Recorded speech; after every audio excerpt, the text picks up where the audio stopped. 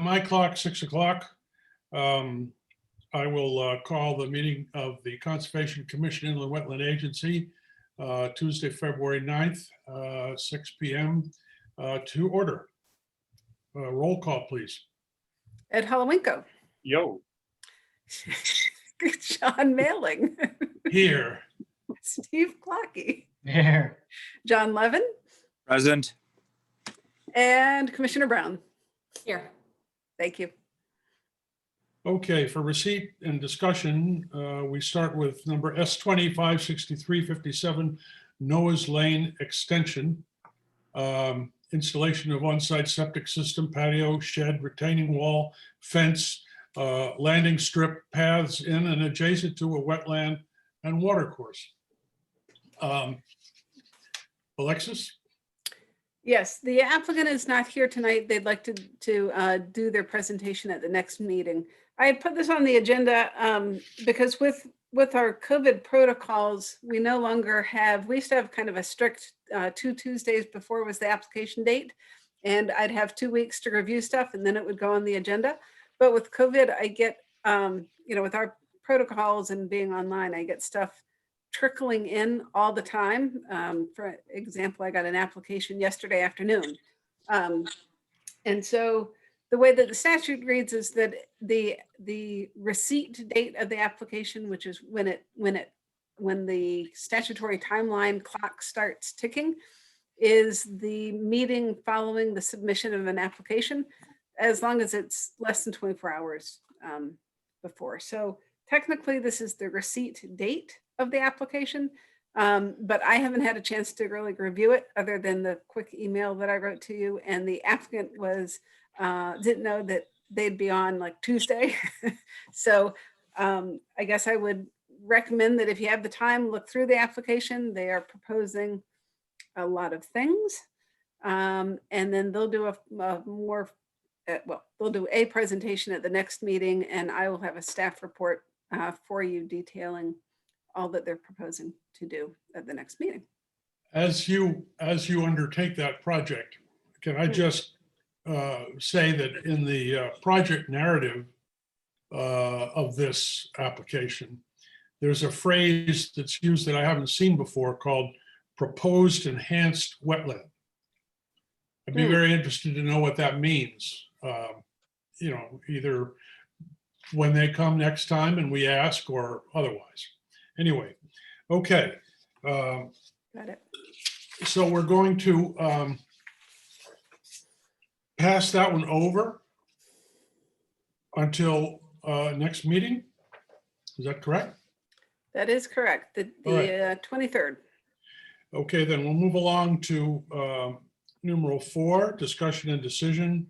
S20-560, 15 Adams Lane.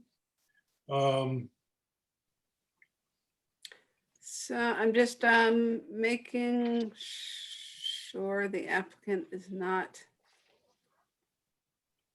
present. Let me just make sure that pretty sure he received an invite.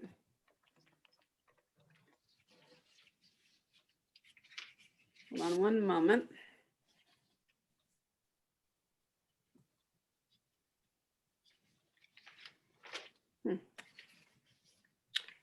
He's on the form. So it doesn't appear that the applicant is here tonight. Well, so so you can so then let's see, a couple of things. I sent out a few emails today. One was the staff report that I completely forgot about him at the on Friday, because he's kind of in the middle of all the decisions that you had made at the last meeting, and I kind of forgot about him. It has a draft resolution to approve with conditions. And then after that email, I sent an additional email with some photographs from Commissioner Levin at the site, who had gone to have a look prior to the snowfall. I did try to get out there earlier, at about 4:15 today, to have a look to make sure that they haven't done any additional work within the upland review area. They haven't, at least since the snowfall. I could not get down there and get through the snow. But it seems somewhat similar to how it looked when I was last there. So I'd encourage you to have some additional kind of discussion regarding their proposed plan. I know that Commissioner Levin and I had a little bit of a talk regarding kind of what's the definition of reasonable restoration, and whether this meets it. So again, they were issued a notice of violation. They're directed to stop all work within the upland review area and the wetland, file for a corrective action application. They have to get that corrective action application approved, and they have to implement whatever is within that application. So that's it for me. Well, it's pretty, if it's a cease and desist, it seems a little concerning to me after looking at Commissioner Levin's pictures, that they've managed to drag a stump grinder onto the property. In their original presentation to us, which had a page in it called Wetland Mitigation Plan, or WP1. I don't know if this is, if you've got this around, Alexis, do you know what I'm talking about here? I will, let me open it up. I'll share my screen in just Yeah, all right. a second. I mean, if everybody could see it, that'd be even better.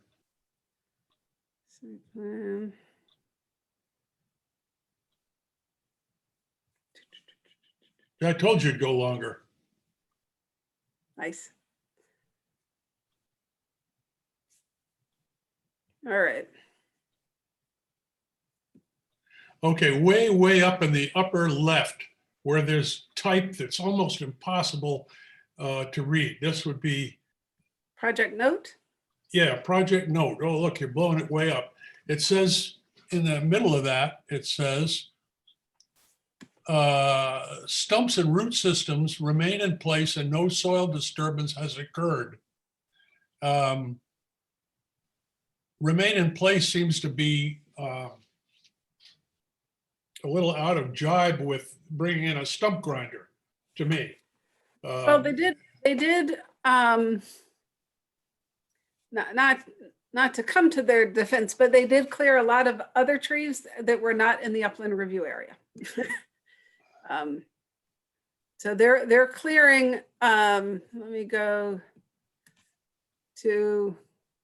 I couldn't tell which trees they're picked out on that on plan. So on this plan, sorry. I mean, they chopped. So the trees, I don't believe that the plan shows all the trees that were removed. Okay. Certainly not. So what was removed? We'll look at some photos again from when I issued the violation. There were, they're showing the large trees for the most part, but not all of them. And they're shown with these little circles. Sorry, I have these, or sticky notes come up. These little empty circles are the trees removed. So they also removed a bunch of trees all up in this area, which is outside of that upland review area. Okay, so you can grind as many stumps up there as he wants to, because it's not going to affect us. Right. He is directed to not do any work within the upland review area until he gets a permit, though. Okay. I'll just go back to, I think I have photos.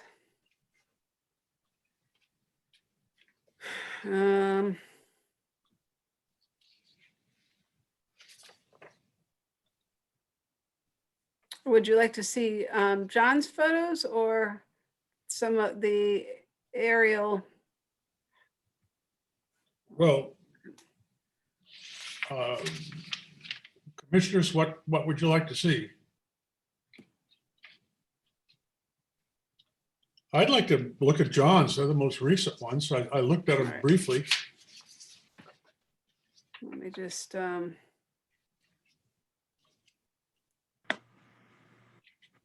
hold hold on.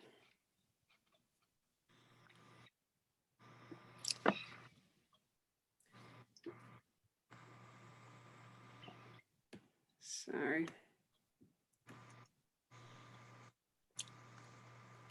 It was in the email. Yeah, that's what I had trouble getting them to, some technical, let me find Mr. Levin here. Sent.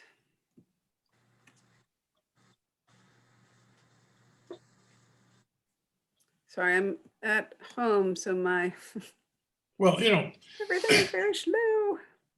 we're gonna talk about this again next time around, so I don't have to have it tonight. I think we all remember what it looked like. My sense was that we were told trees are going to be of a certain diameter, and it's not only looks, but in fact, the trees that were cut down were much larger than that. But whether they were in the upland review area or they were someplace else, I don't know. Yeah, all of John's photos are in the upland review area. Okay. That's Except for the stump grinder machine. I believe that's right by the driveway, correct? Yes, it's next to the house. The place is pretty much a construction site. Yes. And so I guess so you have a bunch of trees that were removed in addition to pretty much all of the understory. And I think the question is whether you think that the proposed mitigation is enough. They're proposing 8 trees that are 2-inch diameter. They removed at least 10 trees that were, I'd say on average, 20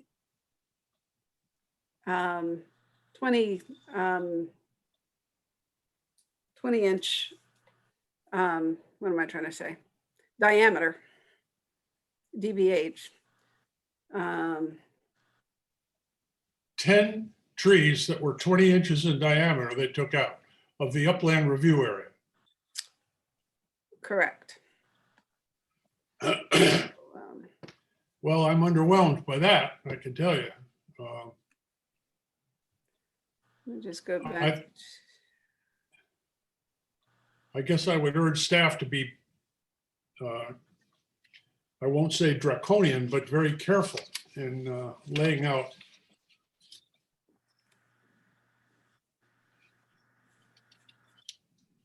the details of what would be allowed.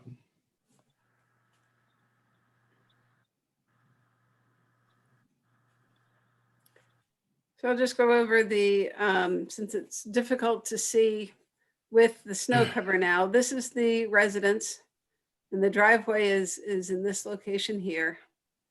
And then this is an offsite watercourse that briefly crosses the property. So there's a little intermittent watercourse along here on the adjacent property and then along here. And that's why the upland review area comes fairly far up into the property. And it's these trees down here that were removed and within the upland review area. But like I was saying, they had quite a bit of other trees outside of the upland review area that kind of a similar woodland. And that's just another picture. And then the red dots in this picture are the trees stumps that were visible from where I was standing. The wetland is where the cursor is, so kind of right in the center of the frame. You can see the tracks in the dirt. So the ground vegetation, pretty much all vegetation was removed. If you look kind of to the rear, so this is looking to the very rear of the property, and you can see the stone wall that rims the property line. There was understory vegetation, mostly non-native euonymus burning bush, but certainly ground vegetation that was also removed. So around the perimeter, they did leave some of the larger trees, but then some were definitely removed. I have a question. Do you think any of the trees removed were actually in the wetland, or were they just in the review area? They were all in the review area within the wetland. I think I have a photo. Or not. I think I'm standing in the wetland when I took this photo. I have a better photo. And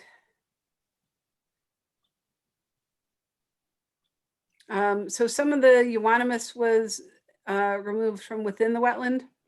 You can see here at the bottom of the frame, but none of the large trees. The closest one is maybe 15 feet away Okay. from the wetland line. And I think that they do note that. Yeah, I don't think she actually picked up some of the trees that were closest to the wetland. And his garden, the dotted rectangle, Mhm. that is, except for one tiny bit, it's outside the upland review area, correct? I think it's actually completely outside of the upland review area. Okay, all right. And he, in his original presentation, he talked about it was all going to be, sort of organically managed, and there wasn't going to be any outflow. It's a long way from that intermittent watercourse anyway. Yeah, I'm not sure why they added the proposed garden. It is outside of the upland review area, and gardening at a residential property is an as of right activity anyway. So, but the clearing definitely was not. Well, when he first showed up, I was concerned about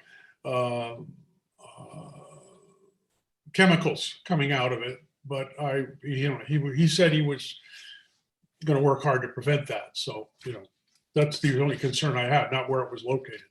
Right. Okay. All right. So he has 8 trees, about 60 some shrubs. And then he'd overseed the hatch area with the conservation seed mix.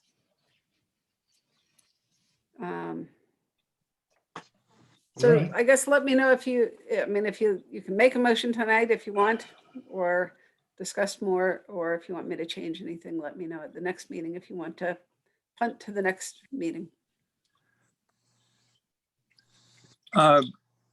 Alexis, can you please show the project note on your screen again? I'm having Yes. computer problems and cannot pull it up myself. Sure. I'll read Thank it you. out loud. Would you like me to read it out loud?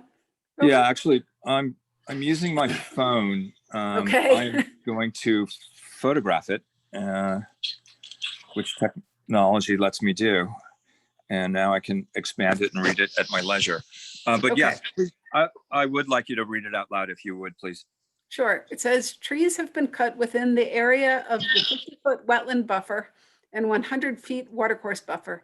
The condition of the trees was not known prior to cutting. However, based upon the decomposed condition of some of the stumps, some appeared to have been dead prior to cutting. Existing stumps/root systems remain in place, and no soil disturbance has occurred. The intention of the proposed plan is to reforest the buffer through planting of native canopy trees, shrubs, and perennials. Invasive vegetation within the buffer shall be removed by hand and disposed of in an off-site location. Any disturbed areas will be seeded with a native seed mix. Refer to project narrative prepared by Tracy Shalifo LLC. However,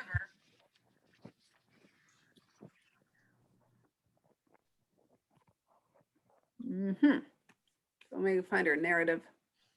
I was under the impression that the whole area would be overseeded with a native seed mix. And that's what he says it's going to be. He just talks about she just talks about the disturbed areas, not that whole stippled area. Well, perhaps that could be added to the resolution, if any.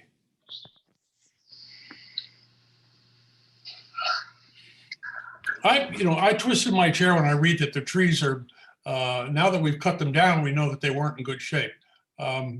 That's a head scratcher for me in terms of proposed activities.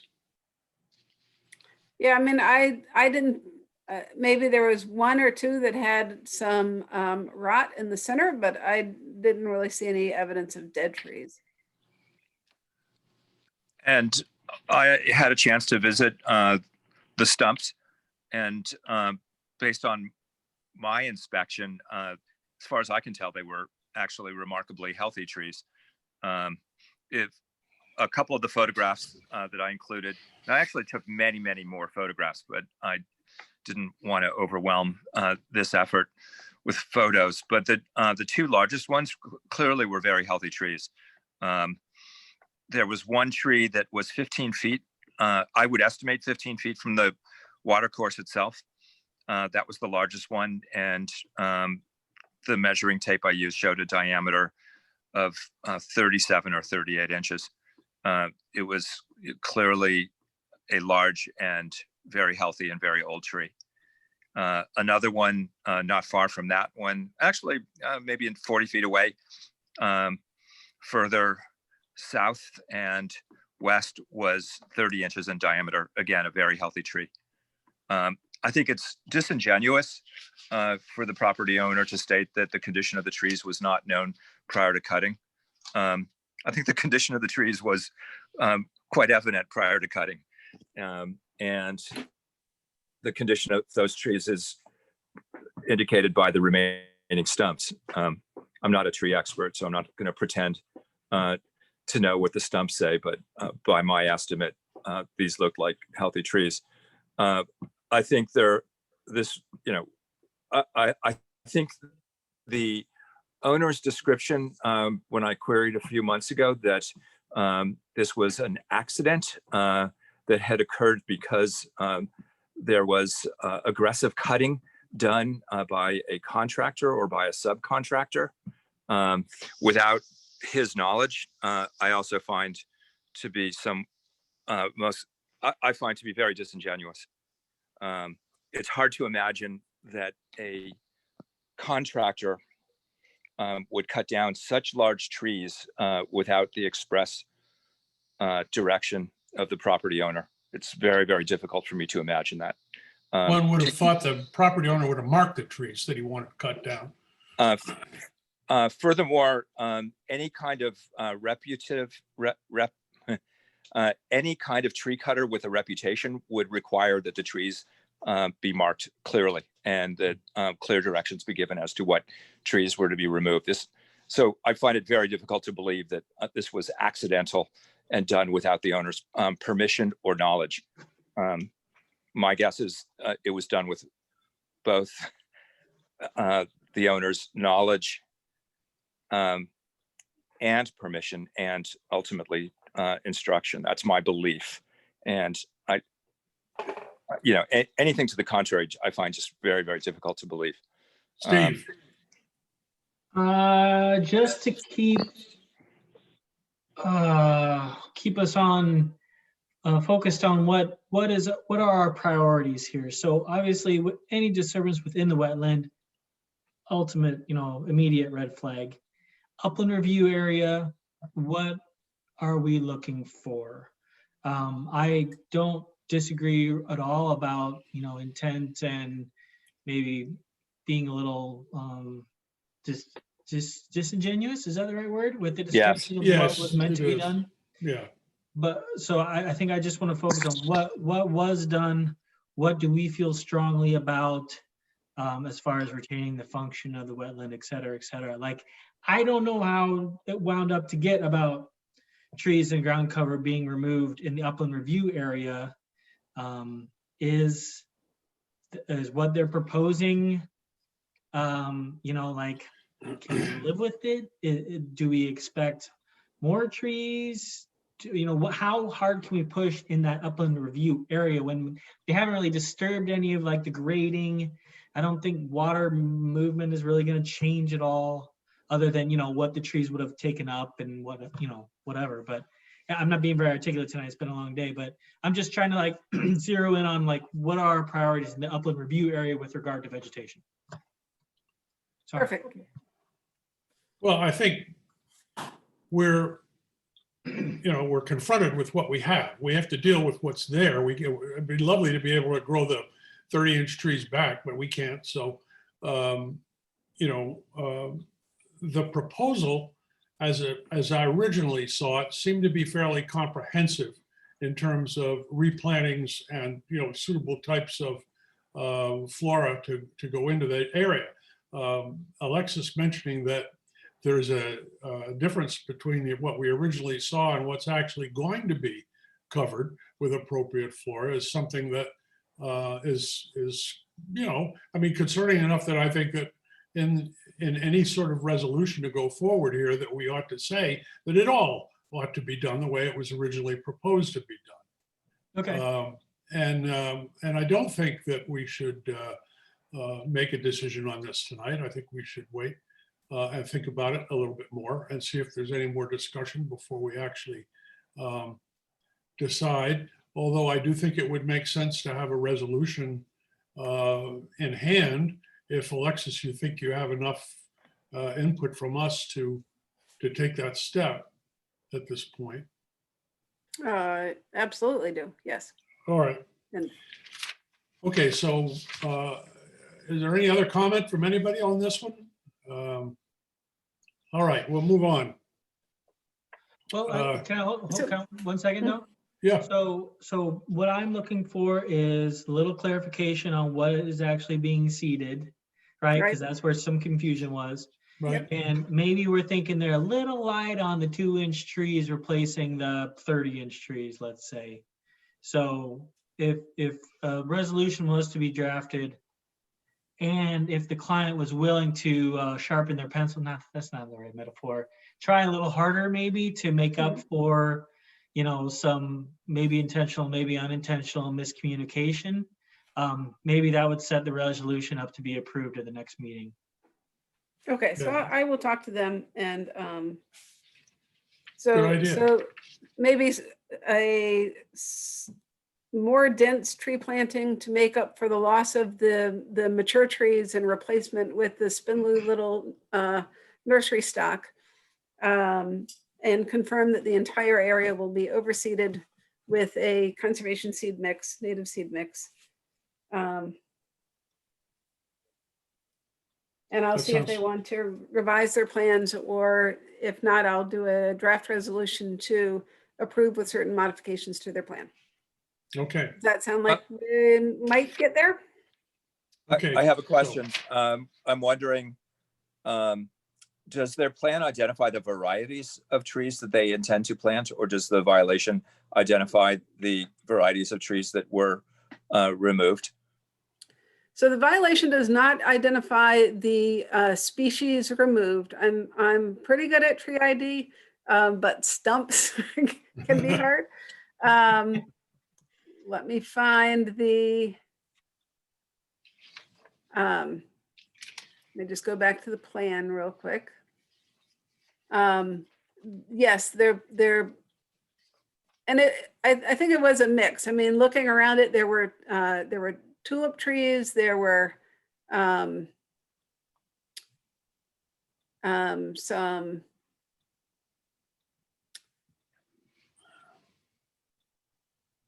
I don't know, a little bit of everything. There's probably some ash, and those were probably the ones that were the most compromised. There were some oaks.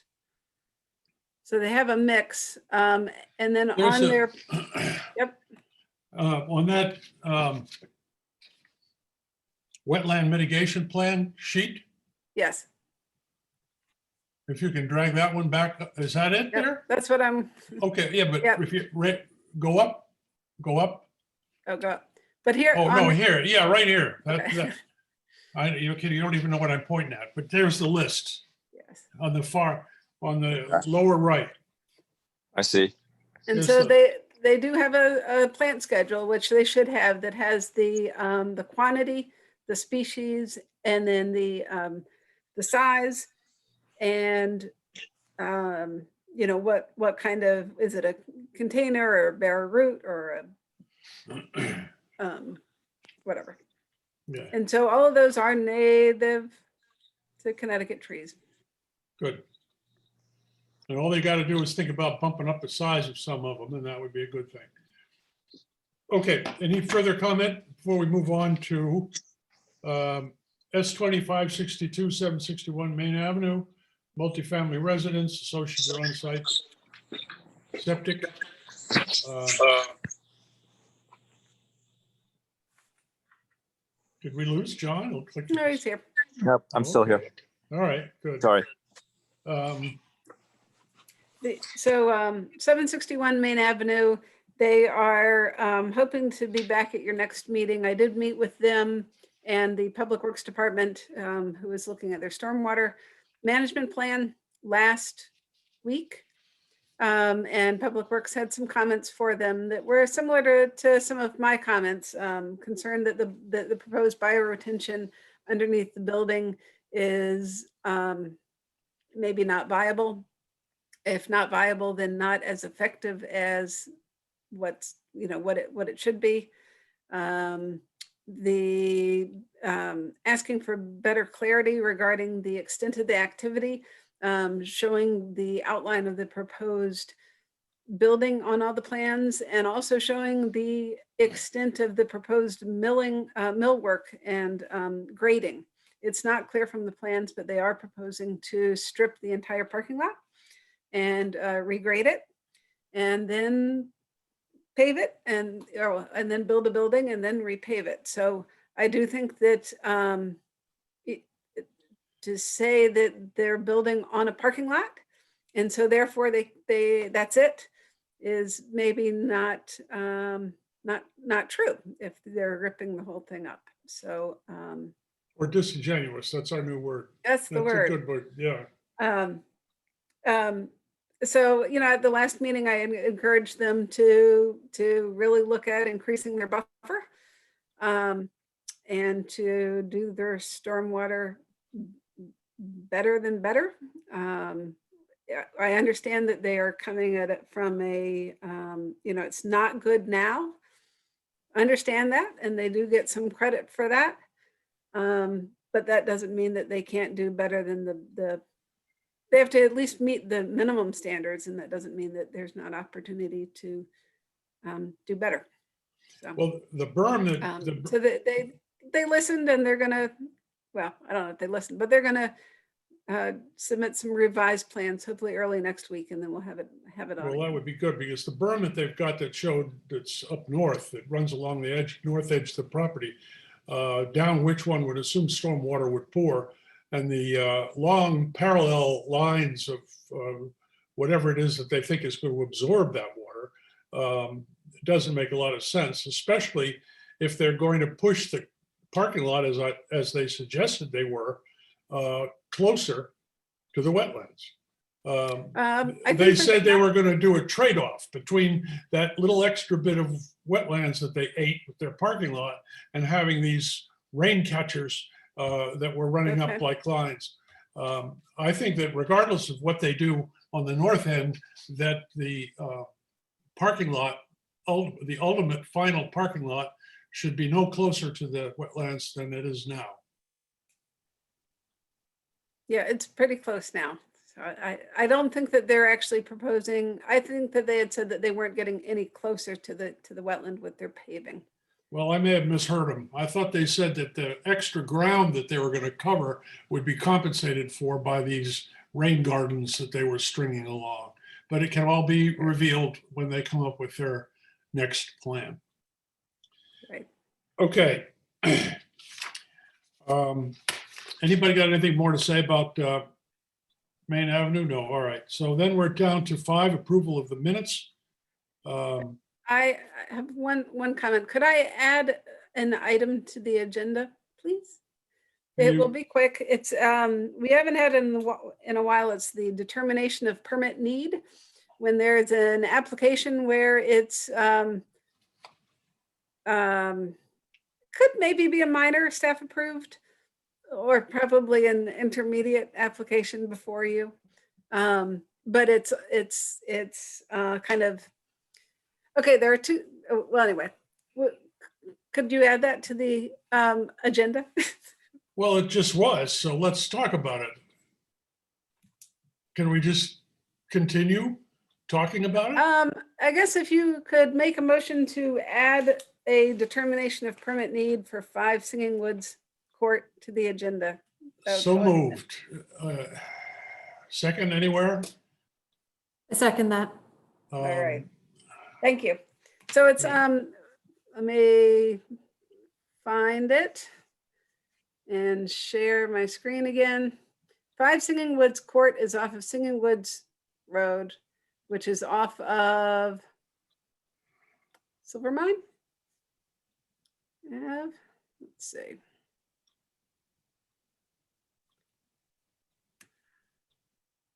I do have it open here somewhere. Hold on.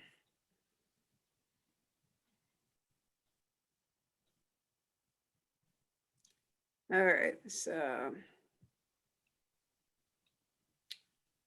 it's a currently vacant lot.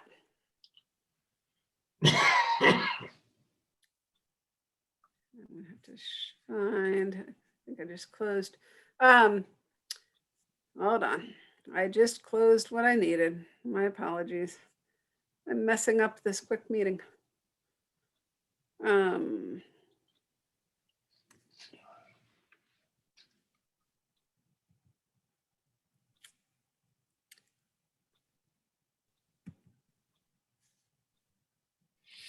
All right, so here is.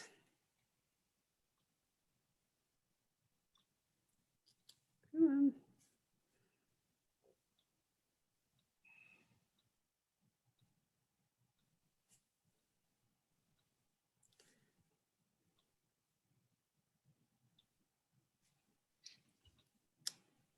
All right, photos.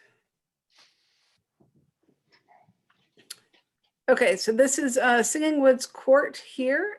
This is the Silvermine River. Just off the screen to the north is Silvermine Elementary School, if you're familiar with kind of where that is. Silvermine Ave is all the way to the left, and it's Perry Ave that would be off to the right. So at the end of this cul-de-sac is this the Silvermine River, which is its western property line, a pond, and then a kind of a plateau of grass and woodland around the pond, and then this is kind of an open grassland. Let me see if I can switch.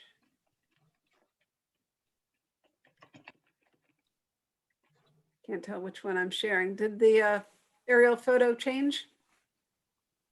No, it's still there. All right, so maybe The aerial photo is still there. let me, I have to stop to share. Sorry. We're going to share a different screen.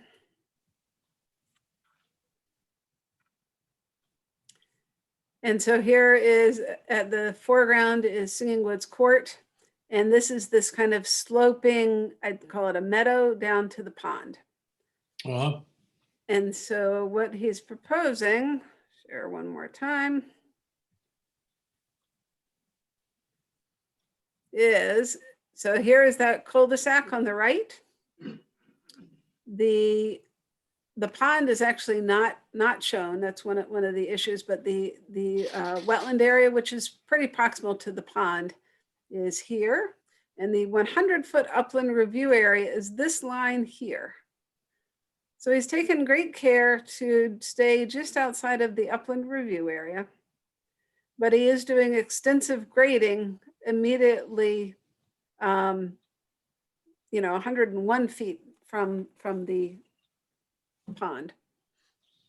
Within the upland review area associated with the new house is a bocce court and lawn area.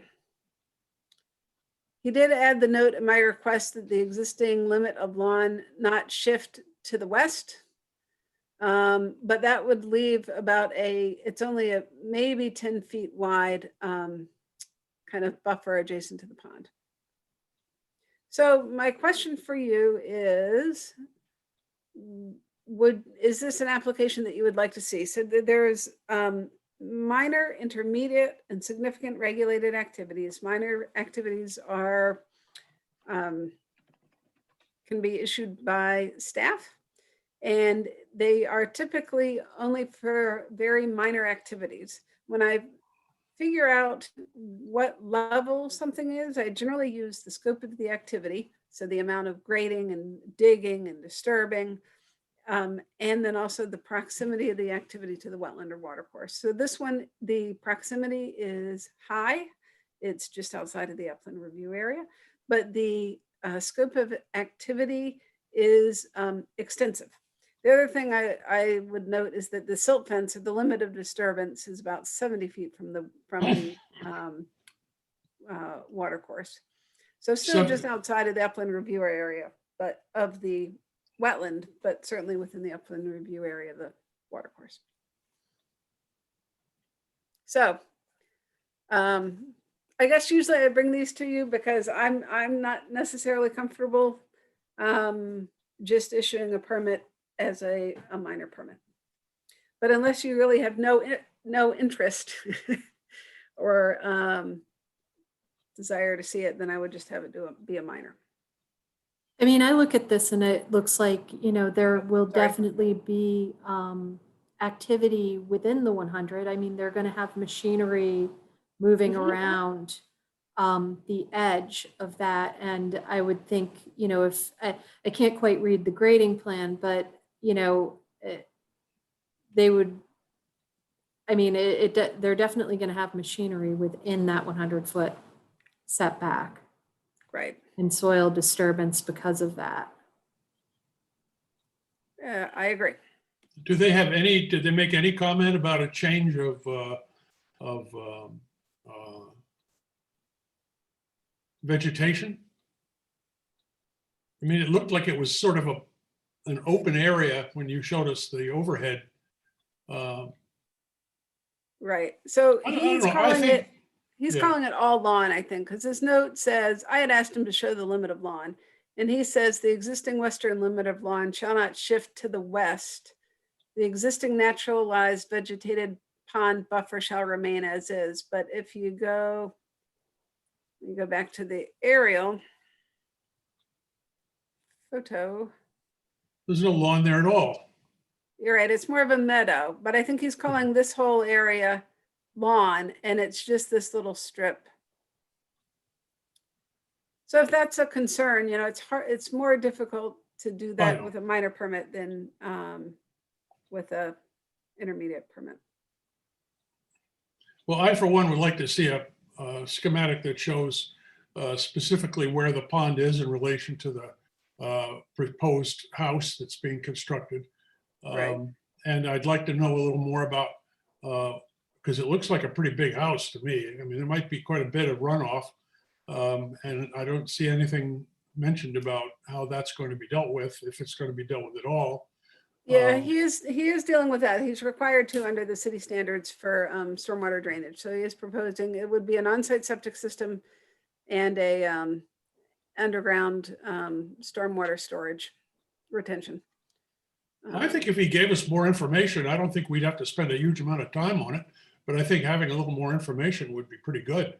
I mean, a better, presentation, something. I mean, I don't agree with calling a field lawn and then saying we're not going to move west of the edge of the lawn. I think I'd rather see it a little bit more specifically outlined. Okay. I don't know. What do the rest of the commissioners think? I mean, because we could leave this to staff and let them pull their hair out over it as to whether it's intermediate or not. My own feeling is that we ought to take one more look at it. I think we're dealing with one smart cookie, and we probably won't see or achieve anything much different than what we're already seeing. That's just my feel based on, first, the valuation of the land. This is a hell of a site. I mean, that's a It great is. investment. Oh my God.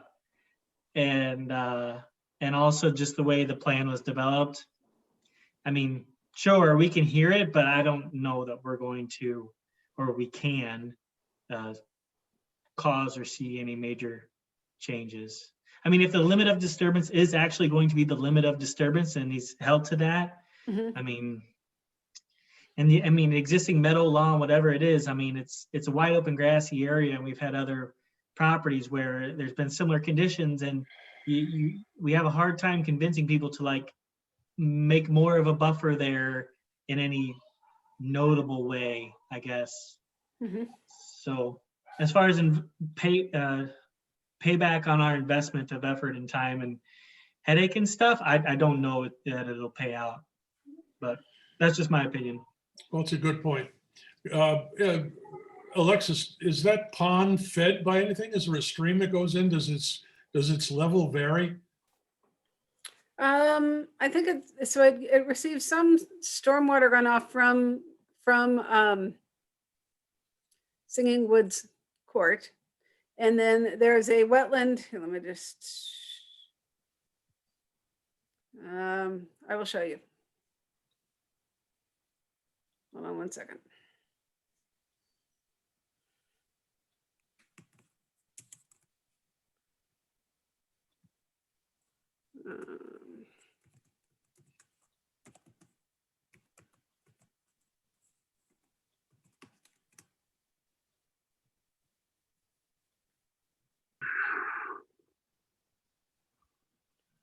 And let me share. Oops.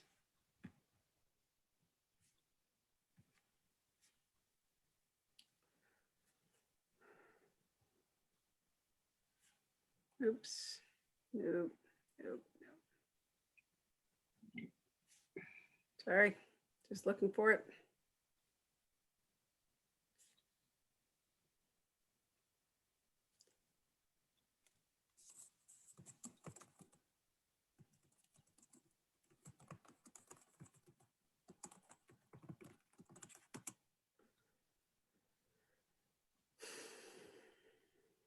So it's fed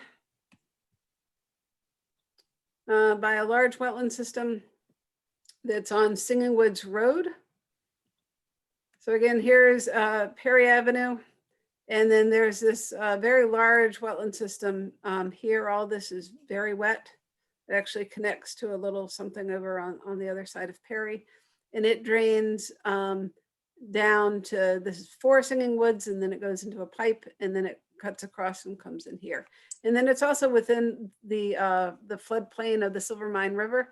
So it's at about the same elevation as the river itself. So it's a little bit of kind of a backwater. I assume it was excavated very long ago, as kind of a skating pond or something. And it's so between groundwater and overflow is where it gets its water. Okay, so it might have been excavated, but it still has wetland soil under it. Does it? Correct. Right. Right. You Okay. can actually see, this is where the pipe is. You can see the different grass. Oh, yeah. Right under the house. Yes. Public Works is looking at that. Okay, so you have kind of two different opinions. Is there any? I think that if we did see it, we might be able to, discuss how much of a buffer of the meadow doesn't change. We could definitely review those things. And also if it's specifically on paper, then you, Alexis, have something to look at. Like right now, it's not that clear what they're proposing as the buffer to the pond, and what's not going to be touched. I mean, they could choose to mow all the way up to the pond, if we don't have something really delineated. True, and I can ask, I mean, if I were to do a minor permit, I would ask for even more information than what's given. Okay. Could we do, but- we do a minor permit, but still have a chance to look at it? Still have a chance to look at a revised plan? Is that doable? I mean, I think this is the plan that you would be looking at unless I, you know, Right, I am like gonna, Steve said, it won't change, right. right? I am gonna talk to him more about